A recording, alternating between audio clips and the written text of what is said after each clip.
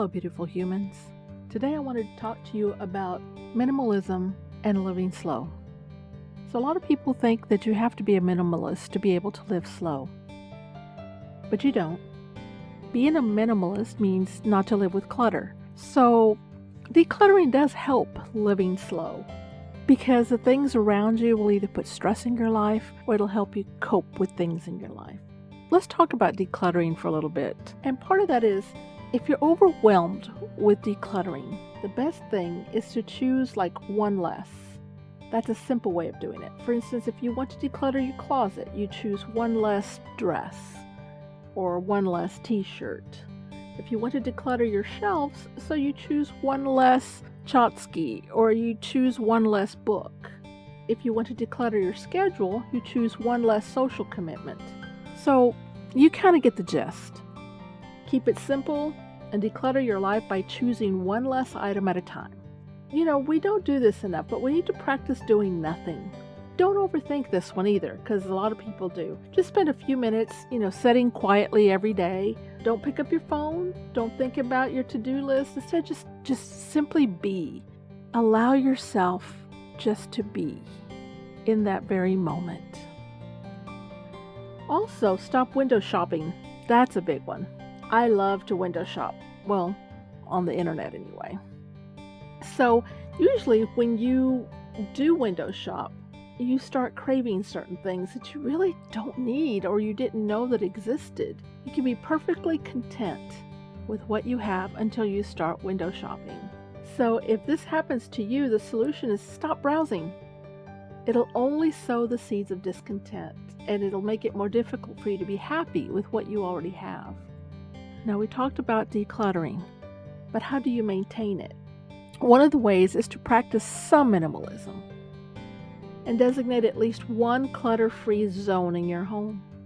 Choosing a surface like a kitchen counter or a hall table to start. Practice keeping it clutter-free every day and watch as you build healthy habits that then you can apply to the rest of your home. Also, if you keep a to-do list, and many of us do, keep it short. You want to declutter your mind. Try keeping a shorter list and limit your list to, let's say, a maximum of 5 tasks. And anything else, you store it in a master list. And you refer to that master list a few times a week to make sure that you're on track, but it's not your daily to-do list. It's a subtle change, but it'll make a big difference on how overwhelmed you are. Many times you run into your friends and you ask, hey, how are you? And they'll say, hey, I'm good, just really busy. We hear that so many times, it doesn't even feel like a complaint anymore. It's almost as if being busy has become synonymous with being fine. We're no longer concerned by the admission. Instead, we nod our heads in agreement because we feel the same way. I'm sure many of you do feel that same way. Most of us have accepted that never-ending to-do list and jam-packed schedules are a normal part of modern life. That's a sad way to think. But what if it wasn't the case? What if instead of embracing exhausted and overwhelmed as cultural norms, we all decided to take small, intentional, mindful steps in the opposite direction? What would a slow, minimalist lifestyle look like? Oh, believe me, I don't have the answers. I don't have all the answers. I think there are ways we can actively work toward creating a culture of slow living, a society where our collective self-worth is not defined by how much we do or how much we consume. So here are a few ideas of how we can work together to choose simple and slow over cluttered and busy. What we say matters to slow living.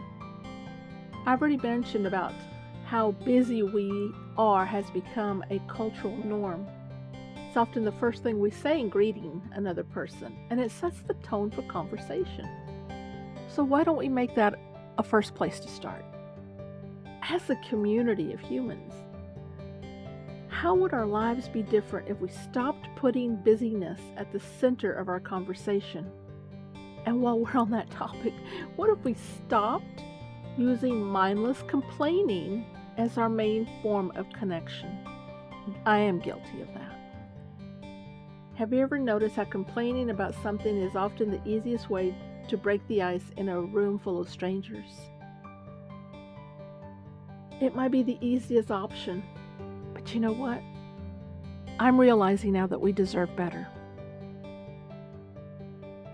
Mindless complaining drains our energy and adds to the mental load of those around us without providing any value in exchange. Now, this isn't to say that we shouldn't talk about what's bothering us. Of course, it's important to have honest conversations with people. There's a fine line between having a meaningful discussion and mindlessly complaining. And that's something that sometimes we just do out of habit or motivated by boredom.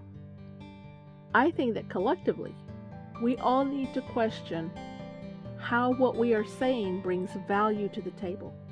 Are you making a genuine contribution or simply just making noise? This feels especially relevant online. So, have you ever been on Facebook and you replied to a comment just to have your voice heard? It's tempting to do this.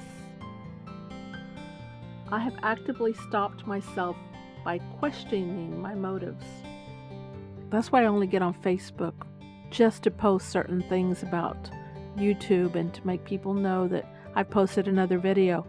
But I quit making personal comments and quit posting certain things because I'm trying to learn the value of conversation on Facebook.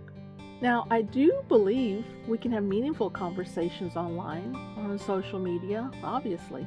But I think we need to be especially mindful about it because it's an easy place to lose yourself. Finally, if we want to welcome slow and simple and mindfulness into our lives, then I think we need to get comfortable with silence. Silence creates the space we need to reflect on our thoughts, so that when we do speak, we add value and not mental clutter. Another one is encouraging boundaries. This essential element of slow living is establishing, maintaining, and encouraging boundaries. Boundaries also create space for rest, for meaningful relationships, for reflection, and so much more. Boundaries are how we make sure that there's time, energy, and money for the things that matter most. And without them, it's easy to end up exhausted and overwhelmed. Still, despite the many benefits of maintaining boundaries, many people, they just don't like this idea.